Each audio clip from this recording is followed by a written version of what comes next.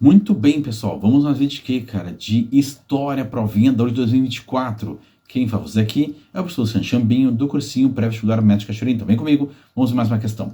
Assinale com V verdadeiro, F falso, afirmação de abaixo, com relação ao período colonial no Brasil. A cana-de-açúcar foi um dos elementos importantes na economia da América Portuguesa. Sim, com certeza. Começamos primeiro com o pau-brasil, extração, né? Depois com a cana-de-açúcar, um cultivo no litoral brasileiro, com baita importância na região Nordeste, Pernambuco e depois São Vicente e também de Fica Santos, né? No século XVI, baseada, entre outros fatores, na mão de obra de pessoas escravizadas. Caiu de uma dura essa aí, né? Essa não tem nem que pensar. Essa tem que marcar o quê? Sim, com certeza, cara. Essa aí Opa, peguei a imagem errada. Com certeza, essa aí matou, cara. Então ali, ó, engenhos escravos. Eu botei vocês ali então, né? Um engenho onde os escravos pegavam, colhiam cana-de-açúcar, levavam até lá, trituravam cana-de-açúcar, tiravam o líquido dela, né? O suco dela para depois fazer açúcar. Não refinava aqui. O refino era lá na Europa. Aqui se fazia então um açúcar mais rudimentar, depois levado para a Europa para ser refinado, beleza? E a produção era feita naquela região onde está em verde, ali no mapinha, né? No litoral brasileiro, mas com grande produção na região de Pernambuco, um pouco Salvador e também lá em São Vicente. Então essa primeira aqui, muito correta. Tranquilo? Então, verdadeiríssima. Já podemos eliminar então aqui a letra A e a letra E. Diferentes movimentos, como os ocorridos em Minas Gerais e na Bahia, no século XVIII, explicitam que houve resistência à dominação portuguesa. Será que houve mesmo? Com certeza houve, cara, olha só. Então, eu botei revoltas que não ocorreram, porque elas não ocorreram. Elas foram planejadas, na hora H, alguém foi lá, deu economia nos dentes e prenderam todo mundo. Então, a primeira, em Minas Gerais, foi em Inconfidência Mineira, em 1789, bem no mesmo ano da Revolução Francesa, logo após, então, a independência americana. Então, tem todo um movimento iluminista por trás disso, em que os caras se reuniam lá em Ouro Preto, tinham ideais libertários, ideia de fazer uma república no Brasil igual a americana, que aqui não podia ter universidade, cara, não podia ter fábrica, eles queriam universidade, fábrica, e além disso, não pagaram os impostos que eram atrasados. Porque quem participou da Inconfidência Mineira era todo mundo rico, até o Tiradentes tinha grana, tinha escravos, e todos eles tinham lavras. O Tiradentes era o cara que levava o ouro de Ouro Preto até o Rio de Janeiro, né? Antes era Paraty, depois Rio de Janeiro.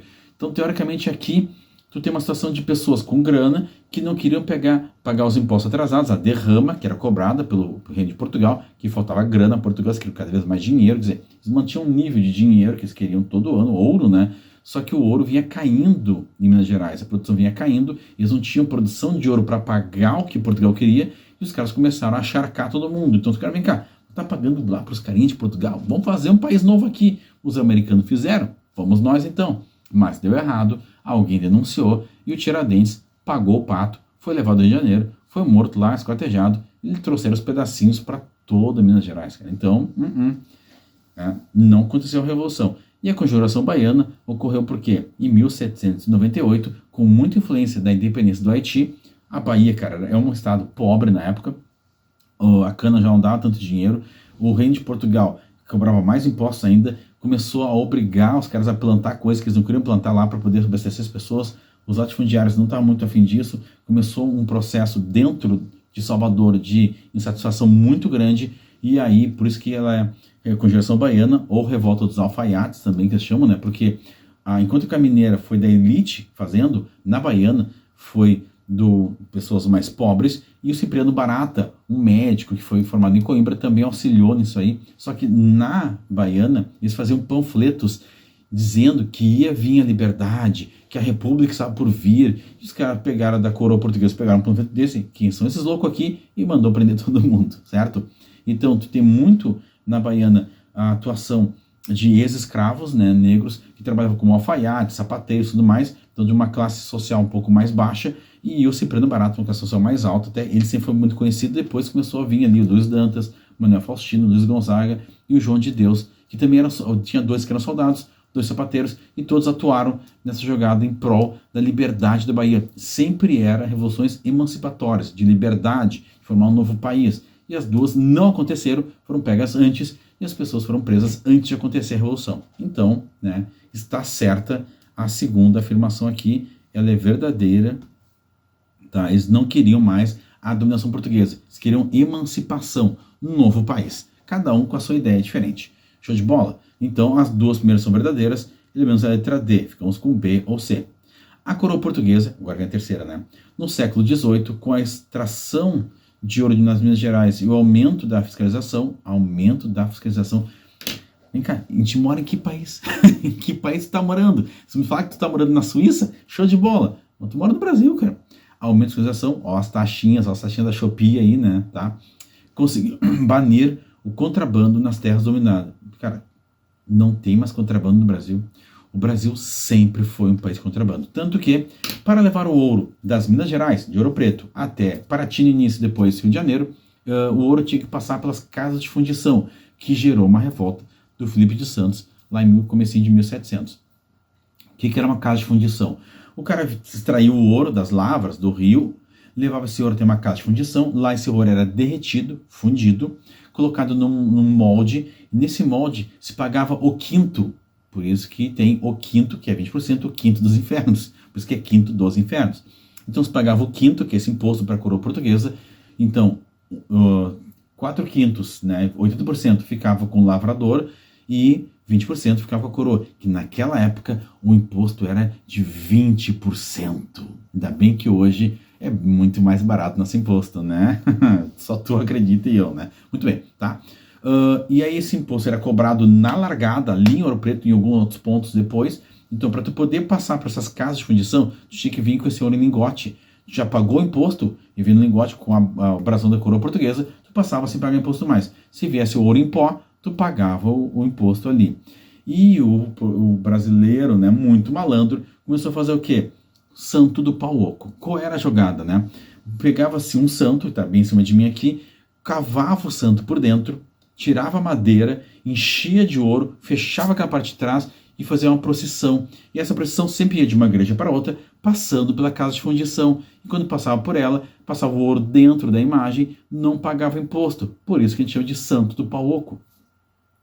O padre levava uma boladinha também. E a outra é lavar a égua, porque se pegava, e nem era égua, né, era mula. Bom, se pegava o animal, se embarrava ele com ouro e passava com ele.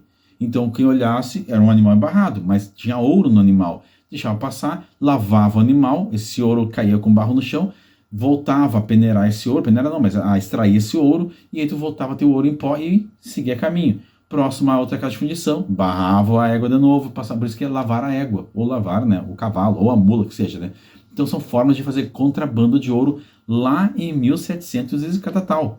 Cara, vai me falar que os caras acabaram com o contrabando, né? Só tu e acredita. Então aqui é falsa e é falsa mesmo. E a última. A vinda da família real portuguesa no início do século XIX não está relacionada à crise do sistema colonial. Por que a coroa portuguesa veio para o Brasil? Se tu não sabe, eu vou te contar. Napoleão estava dominando a Europa. E o próximo país dominado era Portugal. Napoleão já tinha dominado a Espanha e ele mandou uma carta para o Dom João VI, porque o Dom João VI não era rei. Ele era regente. A rainha era a Maria, a louca, a mãe dele. Muito bem. Napoleão manda uma carta para o regente de Portugal, Dom João VI, dizendo o seguinte: Dom João VI, eu vou invadir Portugal. Ok? O que tu acha? E o Dom João VI, eu não queria que tu invadisse aqui. Não te preocupa. Se tu se aliar a mim, eu domino Portugal, ficamos de boa, e é ok. Só que tu vai perder todas as colônias. E o Dom João VI, será que eu perco, né? E aí o rei da Inglaterra diz, se tu aceitar Napoleão, eu vou te bombardear. E aí Dom João VI ficou entre Inglaterra e França. Um ameaçando invadir, né? Mas dizendo que se invadisse e tu não resistisse de boas, tu ia perder tudo, mas não ia morrer.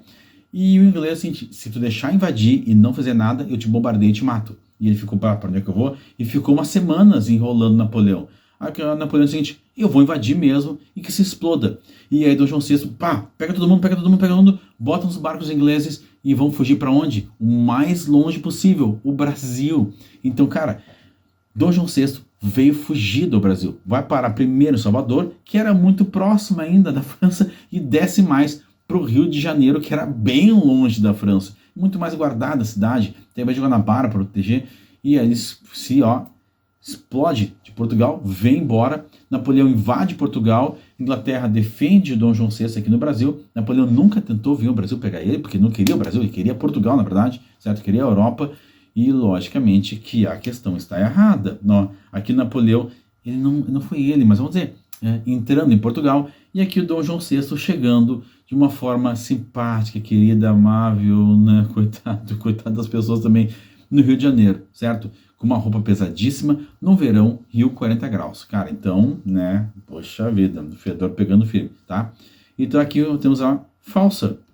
Lógico, a família real veio para o Brasil, tinha tudo a ver com a crise do sistema colonial. Cara, o sistema colonial no mundo estava desfalecendo, as colônias espanholas já estavam começando a entrar pelo cano, né?